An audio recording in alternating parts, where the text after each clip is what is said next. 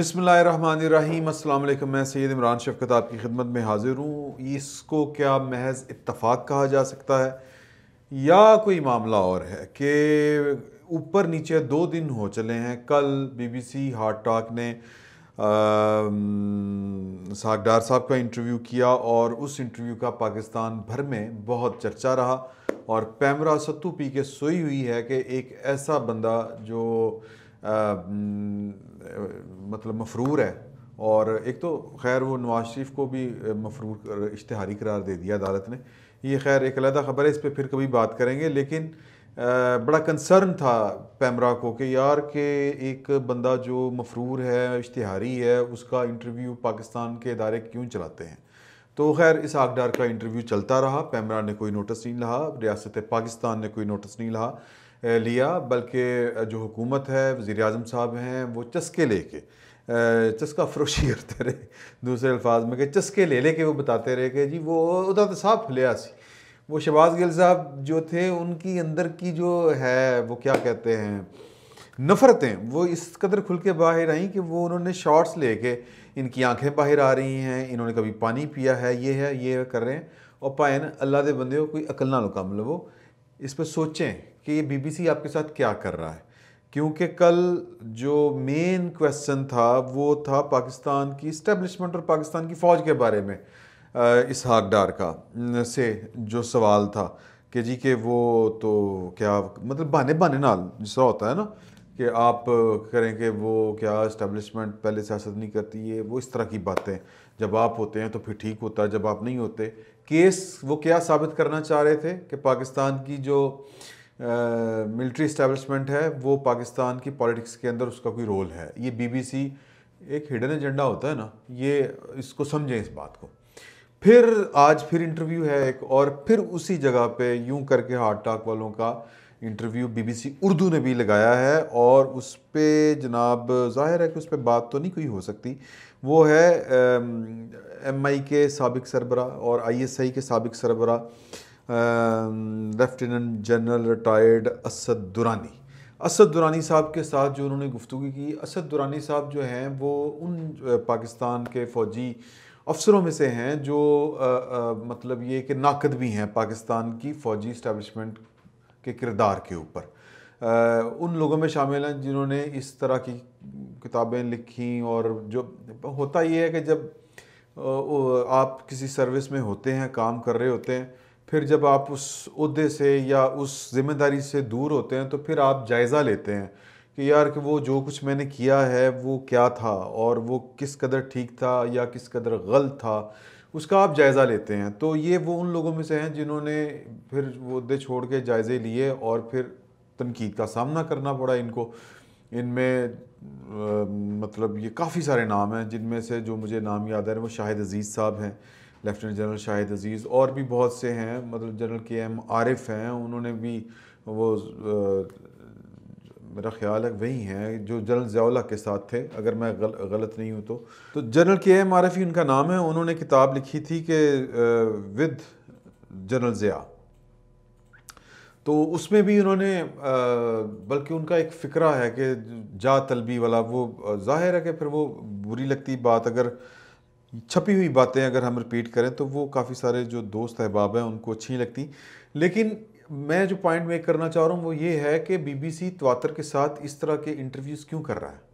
और BBC जो है वो अगर ये कोई समझे कि जनाब के वो एक महज एक सहाफ़ती इदारा है, उसका कोई हिडन एजेंडा नहीं होता, वो जिसको आप कहते हैं उसके कोई पॉलिटिकल जो सियासी मकासद नहीं होते, तो वो बात गलत है। और इसकी मिसाल ये है कि BBC जो है उसने बहुत से इश्यूज़ के ऊपर लबकुशाई नहीं की। वार ऑन टेरर के ऊपर उसने उस तरह करके नहीं बोला जिस तरह करके बाज़ अमरीकी इदारे जो थे, सहाफ़ती इदारे, उन्होंने बात की थी। बहरहाल ये ज़्यादा हमसे हट के बात हो जाती है।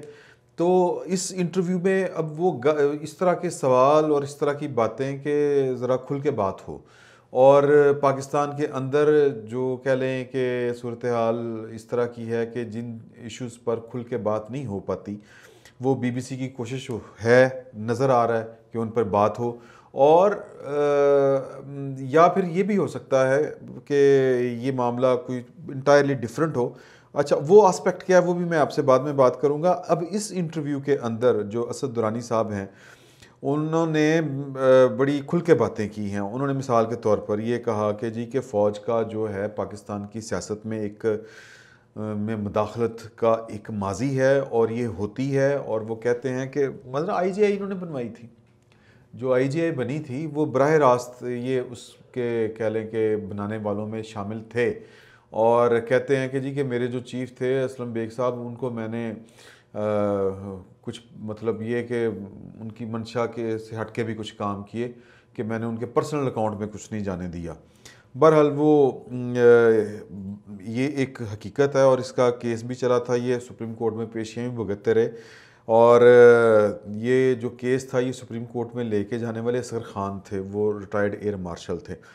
तो वो कहते हैं कि जी कि इस पे लोग नाराज़ होते हैं और फिर वो कह रहे हैं कि इमरान खान की हुकूमत में एक इल्ज़ाम है कि वो लाई गई है और उन पर एक खाकी बोझ है, इस तरह की उन्होंने कुछ बात की है।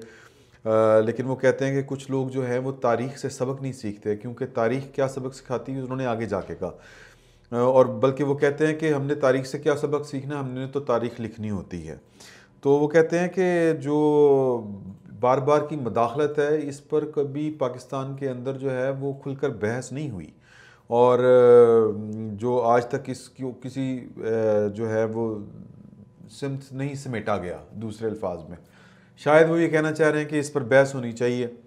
शायद वो ये कहना चाह रहे हैं कि अगर पाकिस्तान की जो मिलिट्री इस्टेब्लिशमेंट है उसका पॉलिटिक्स में रोल है, तो जिस तरह एक वक्त तक तुर्की में उनको कोई एक आइनी तौर पर उनका एक रोल था, उस तरह दे दिया जाए।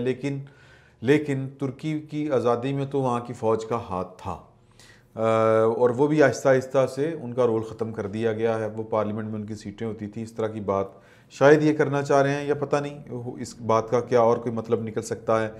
फिर ये आगे चल के कहते हैं कि जी कि जब होता ये है कि जो कुछ लोग होते हैं फ़ौज, उन्होंने मिसाल दी कि अयूब खान ने भुट्टो को बाहर करने की कोशिश की, जब अयूब खान ना रहे तो भुट्टो वापस आ गए।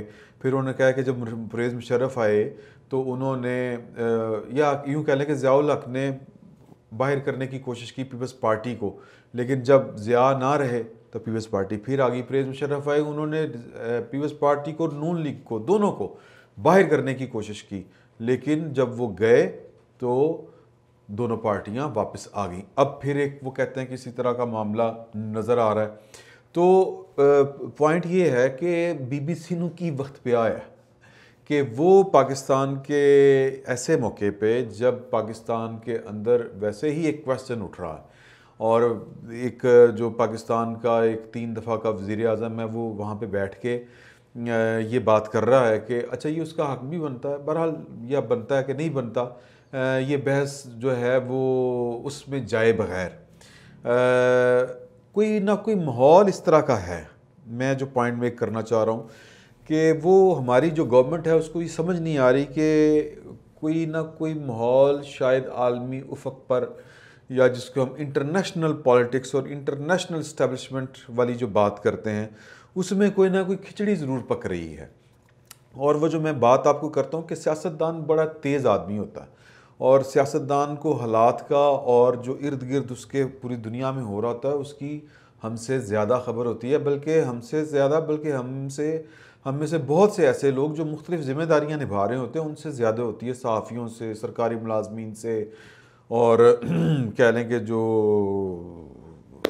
मतलब सफारतकारों से भी बाज़ औक़ात ज़्यादा इंफॉर्मेशन होती है कि पाइन मामलात किस तरफ जा रहे हैं।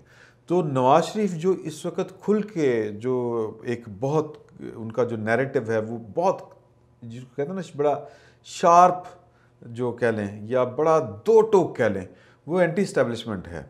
वो कहीं इस वजह से तो नहीं है कि वो स्मेल कर रहे हैं कि इस वक्त कोई आलमी ताकतें भी पाकिस्तान में ये जो 70 साल से एक इस्टेब्लिशमेंट की जो एक कह लें कि उसका एक रोल है, उसको शायद कुछ चेंज करना चाह रहे हैं। तो बीबीसी के ये जो दो इंटरव्यूज़ हैं, हम तो इस पर ही बड़ा खुश हो रहे हैं ना कि जी के वो इसहाक डार तो बड़ा बैंड बजिया, तो इस पर खुश होना है तो बस ठीक है। ये इसको कहते हैं कि ये दूर अंदेशी नहीं है। दूर अंदेशी ये है कि आज फिर इंटरव्यू क्यों छप गया और फिर उसी तर्ज पे क्यों चल रही हैं बातें कि आप जनाब बात कर रहे हैं पाकिस्तान की सिक्योरिटी। आज हमारे एक पॉलिटिशियन थे, वो आज हमारे दफ्तर में आए हुए थे, पाकिस्तान के एक ज़िम्मेदार पॉलिटिशियन जिनके पास इस वक्त एक वजारत भी है। तो वो बात कर रहे थे, तो वो कह रहे थे कि यार कि देखें हम, और वो इस वक्त वो पीडीएम का हिस्सा है, यूँ समझ लें। वो कह रहे हैं कि हम जो हैं वो एक लेवल तक ही जा सकते हैं पाकिस्तान की जो सिक्योरिटी इस्टेब्लिशमेंट है उसके ख़िलाफ़, क्योंकि पाकिस्तान की सिक्योरिटी इस्टेब्लिशमेंट का बहरहाल एक रोल है पाकिस्तान की सलामती के हवाले से, और वो रोल दुनिया को खटकता है। तो हमें बैन मैं बिल्कुल नहीं कह रहा कि यार के मतलब कि जब नवाज शरीफ ये बात करते हैं कि जनाब के इस्टेब्लिशमेंट का या सिक्योरिटी इस्टेब्लिशमेंट का पाकिस्तान की सियासत में रोल नहीं होना चाहिए, तो ठीक है, लेकिन क्या कोई ये तो नहीं सोच रहा कि पाकिस्तान की जो सिक्योरिटी इस्टेब्लिशमेंट है उसका बीम गाता जाए, अल्लाह रहम करे। तो मेरा ख्याल है कि ये एक अजीब तो नहीं कहना चाहिए, एक सेंसिटिव मामला है, और इस पे जो जिस सिमत में सियासत इस वक्त जारी है उसमें पाकिस्तान के सियासतदान जो हैं वो ज़िम्मेदारी का मुजाहरा ज़रूर करते हैं, लेकिन अब जो दूसरी तरफ वाले मामलात हैं उनको भी होशमंदी से काम लेना चाहिए, जिनकी सरबराही इमरान खान साहब कर रहे हैं, कि वो सिर्फ नवाज शरीफ की दुश्मनी में इस बात को कहीं फरामोश ना कर बैठें कि यार के बड़ी दानिशमंदी और हिकमत के साथ ये जो मामलात उलझ रहे हैं इनको समेटना है। क्या इस वक्त कोई लीडरशिप है पाकिस्तान के अंदर जो इस तरह से उलझते हुए मामला जो पाकिस्तान की सलामती से बहरहाल मुतल्लिका हैं वो कहीं ख़राब ना हो जाए? तो ये बड़ा सेंसिटिव मैटर है। मेरा ख्याल है कि इमरान खान के अंदर तो इतनी सलाहियत नहीं है, वो बस इन्हें थे बहुत राज़ी, वो आज सागडार तो उसकी तो सांस फूली हुई थी। तो ये इमरान खान को सोचना चाहिए, उसके ज़िम्मे मेरा ख्याल है कि एक मुल्क की ज़िम्मेदारी है और उसके अदारों की ज़िम्मेदारी है। फ़िल वक्त इतना ही, बहुत बहुत शुक्रिया।